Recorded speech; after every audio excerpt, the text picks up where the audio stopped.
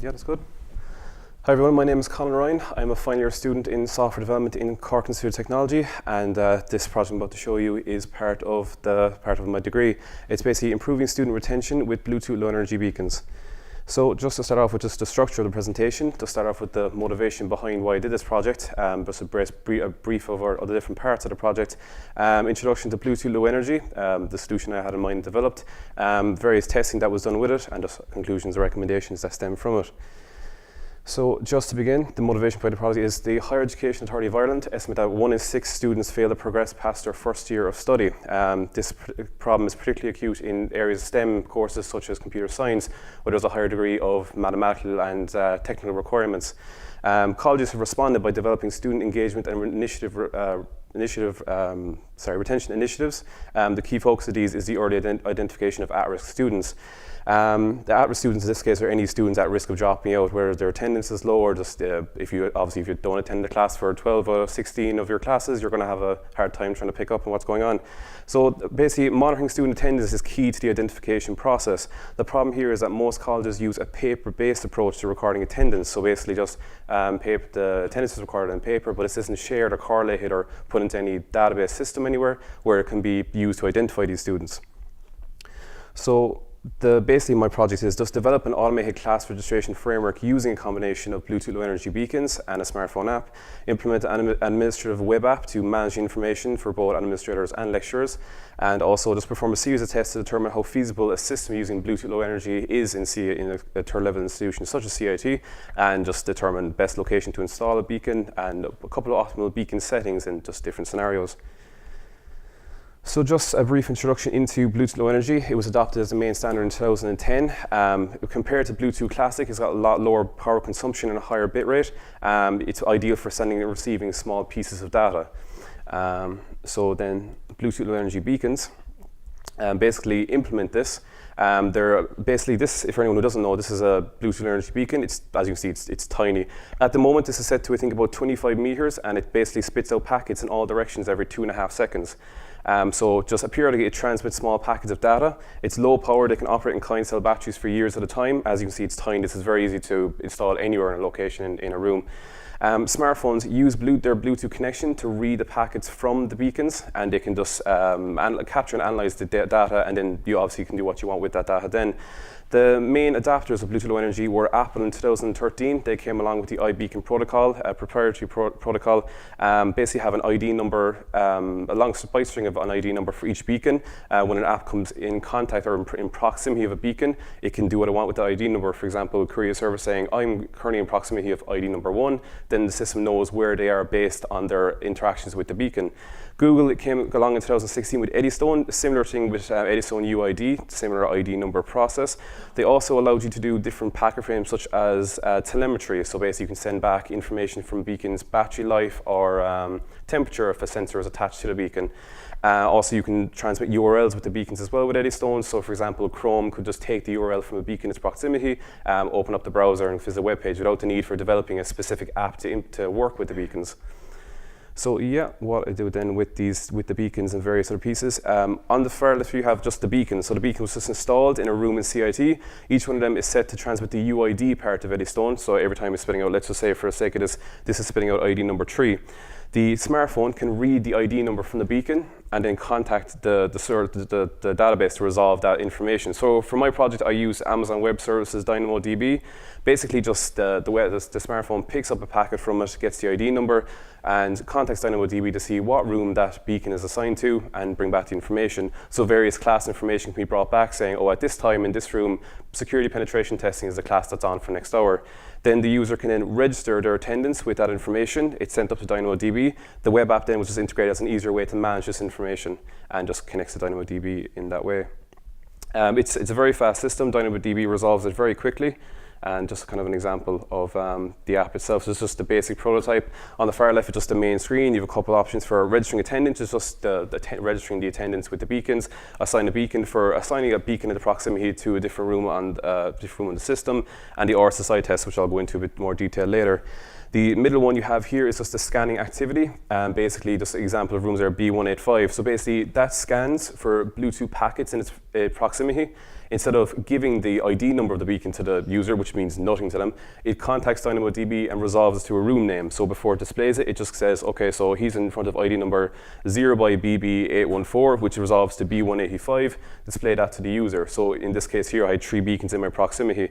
Clicking on C217, it then contacts the server, displays the various information that security penetration is on, lecturer's name, on from 3 o'clock to 4 o'clock, and then just register attendance, which will then send all the information to the system.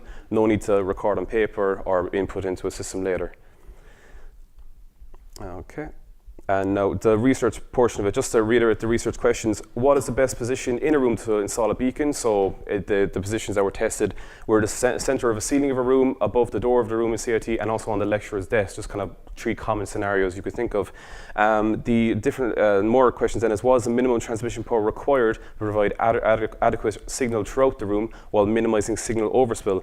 Now, one thing that was kept in mind during this testing is, obviously you don't want a student being outside the room registering his attendance, because if he's not in the class, you know, if the signal spills out through the hallway and the student comes in to register from outside the hallway, they're obviously cheating the system, they're not in the class.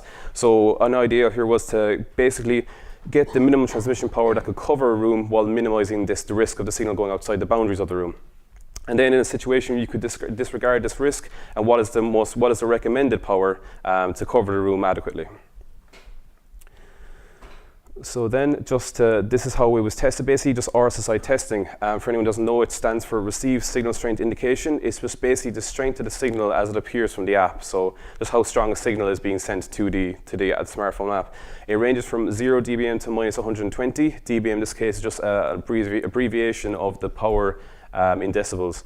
The closer to 0, the stronger the signal. Smartphones basically can capture the packets, the RSSI testing that I talked about earlier. Basically, this here is the screen on the right. You can see here various beacon information as the front, and then you have the RSSI value. For the sake of my testing, I took 30 packets, took the RSSI from each packet, and calculated the average. So that's basically just how I was calculating the average RSSI from different points using the smartphone app.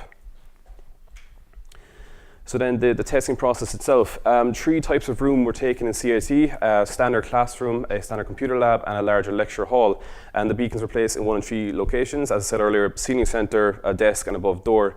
To begin, we set the beacon to the lowest transmission power. These range from 1 meter to 80 meters, so we just set it at 1 meter. From each 4 corners of the room, stand basically with the smartphone, keep the smartphone in the same location each time, take the 30 RSSI readings, and then get the average. So you have the average kind of signal strength from each corner of the room. Also take, obviously, the readings from outside the room to see if you can. If you can take the readings, that means the signal is overspilling out there, and obviously that's something to keep in mind. Once the 4 corners are tested and the outside of the room, we set it to the next transmission power up and repeat the entire testing processes. And just an idea of those rooms that were tested. The one on the left is C214, that's just your kind of standard lecture room, so kind of more of a wide open area. The one on the right is C134X, it's just a computer lab. Kind of a similar size room, but with more electronic equipment, so it was interesting to kind of just test in that scenario.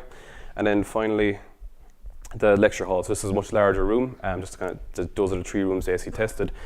So these 3 rooms were chosen because there's many rooms in CIT, so obviously we're not going to go around testing the 100 of them. Basically, these rooms are kind of the more common scenarios you'd have in CIT, so there's 3 different common types of rooms in this institution. So the results from them, basically these are the results for C214. The x-axis is the transmission power on the beacon, ranging from minus 50 to 5, minus 50 being 1 meter and 5 being 80 meters. Then as this progresses, you would expect the signal strength to increase. The y-axis is the RSSI, the signal strength as it appears on the phone. So as you can see, the most uniform RSSI was the center of the room on the ceiling. If you see from the lecturer's desk graph, it can be jumpy, especially at the start there. RSSI, it can jump from position to position on the lecturer's desk scenario. So the ceiling center was overall, not just for C214, but also for C134X and IT4, it was the overall best position to put the beacons. So conclusions that we drew from this.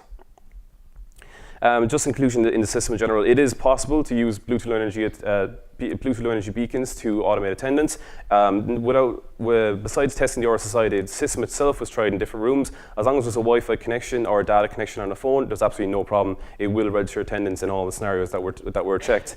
Regarding the beacon positioning, the seating center was the best position. It did give the most uniform RSSI. It does also ensure line of sight. When testing, during testing, you would notice that if the smartphone did not have line of sight with the beacon, it could drop by approximately 50% RSSI reduction, or RSI reduction, which would obviously affect the system overall. It's still capable of working effectively on the desk or above the door or in a variety of different locations. The signal may vary or be jumpy at different transmission powers. Regarding just the transmission power, the minimum transmission power required to suit most rooms was the -20 dBm. This made sure the rooms were covered while also minimizing the signal going outside of the room. In a situation where you could disregard the student registering from outside the room, the -12 dBm was the recommended power. It kind of gave a more stronger signal at each 4 corners of the room for that kind of situation. Just as a kind of a side note as well, these beacons that were provided are omnidirectional, so they're spinning out the packets in all directions all the time. For a situation such as this going forward, I guess recommendation would be to get a beacon with more of a directional antenna. Maybe you could put it in the corner of a room and kind of face it down a classroom rather than having an omnidirectional one. But basically, that's the project. Any questions? Yeah. Well, since water absorbs radio signals and human beings are fleshy bags of water, do you get different results with full attendance to empty rooms? Yes, that would be consideration. In this testing here, obviously the rooms were empty. I couldn't test this during the middle of a class. Yes, in a kind of scenario like that, going through obviously people and more objects would reduce the RSSI. But the ceiling center it's out of the way. It ensures line of sight. So if you imagine if you have, like, let's just take the rows here for example, everyone has a smartphone. If the beacon was on the ceiling center, it would have a more direct line of sight without going through any objects or anything like that. So I guess just the recommendation of the beacon being on the ceiling would kind of counteract that worry, I suppose. Any other questions? You could imagine that another way to do this might happen passively, so it'd be in your pocket and you'd register attendance in your pocket. Did you look at how that affects signal, or? I didn't, and that was one consideration. The library that was used did have an option of background scanning for the BLE beacons, but one consideration was I had them in kind of different rooms, so I developed the manual scanning activity because I was still worried about beacons broadcasting through different adjacent rooms. So let's say you had it passively working in the background and there was a beacon from a different room broadcasting through, it could passively register your attendance for the incorrect class, kind of just for the sake of the prototype, really. Obviously in a real world scenario that would be a much simpler solution, that this could be developed to include passive scanning and register attendance like that. Yeah, I guess one thing you could do maybe is send the signal to the database as well, and then afterwards try and figure out where the thresholds are. That's true, actually. Yeah, that's a good point. Thanks. Anything else? Yep. Great job. First of all, 2 quick questions. Any chance of CIT actually adopting this? I guess something I guess I could try and consider putting forward. I guess with obviously a bit more development, and things like passive scanning I guess would need to be thought about and implemented. With beacons with more directional antenna, I would say it would be possible. Rather than having the omnidirectional ones just in all directions, you could maybe get something configurable antenna maybe for, obviously you have different rooms, not all a square shaped rooms, so yeah, I guess you could. Yeah, answer that question as well. The equipment that Colin used was part of an award that a colleague of myself won last year as part of the Google IoT Technology Research Award. Congrats. And yeah, thanks. So they gave us a bit of equipment so that we could leverage this in undergraduate projects and postgraduate projects. But the reality is that there's also a project that we have applied to Enterprise Ireland to, basically and the case study is student retention initiatives. So to leverage beacons, in a campus-wide setting, and also for localization. So when a student comes in, we know that they're coming in, but they're not coming into class. And to feed us all into our student retention initiatives that is in the college. But this is going to be like a industrial kind of project, and hopefully we'll get some kind of funding for developing it further. So this is going to be done through Nimbus, which is our embedded research centre in CIT. Cool. So this is going to be leveraged as part of a larger initiative. And the second part of my question is, in theory, could a person also buy a beacon, put it in their bedroom, and pretend, assign it ID 3 as you did to your beacon, and sit at home pretend they're in college? If the student had the ID number, the exact ID number of the beacon, this is a long byte string, like 16 bytes long. If the student somehow got access to that, yes, with the prototype system, they could assign the ID number to that, and I guess they could do it that way. You would be right, I suppose. This is just a prototype, I suppose. Obviously, there's a lot more considerations and things to be developed on. But yeah, you have a point there. Thank you. Is the ID being broadcast? No. The packets contain, with Eddystone, it's an instance ID and a namespace ID. So the instance ID is just a unique number unique to that beacon, and a namespace could be a grouping ID. So that beacon is part of an overall group, basically. Other things like RSSI value, obviously broadcast, transmission power, broadcast, basically things like that. Yeah. Sorry, another two-parter. You keep talking about adjacency. Yeah. How adjacent are these rooms? Sorry, I don't really know CID. I wouldn't be able to give you any kind of measurements or any of that, but basically just the rooms can be quite, like you can have a hallway of kind of rooms going down a corridor.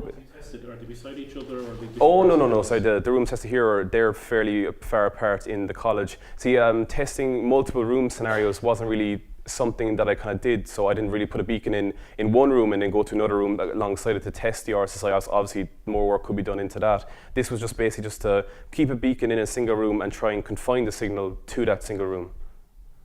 The other thing is, I'm assuming the answer is because you had the Bluetooth to use Bluetooth. Did you try any other technologies like ultrasonics? I didn't have. I had access to Bluetooth beacon, so I kind of just part of the project was to investigate their use, and obviously I learned a whole lot about Bluetooth along the way anyway. But obviously you could implement more technology to kind of maybe even give more of a location. I suppose that's, you might be going to maybe location awareness or something like that. But the system is just taking just the general ID number and saying, applying that ID number, this student is in that room, not a kind of pinpointing the area or anything like that. Yeah. Do you need a beacon for iOS and another one for Android? Or can you get one that works with both? That is good. For this project, Android was used. Android was the one I had access to. As far as I'm aware, I might be wrong in this. Eddystone is compatible with iOS, and you should be able to read the packets. I wouldn't quote me on that, to be honest. Obviously, the iBeacon, these can also broadcast the iBeacon protocol as well, but it was set to Eddystone. iBeacon, they could also be set to iBeacon to work for that, but I'm pretty sure Eddystone is compatible with both Apple or iOS and Android. Anything else?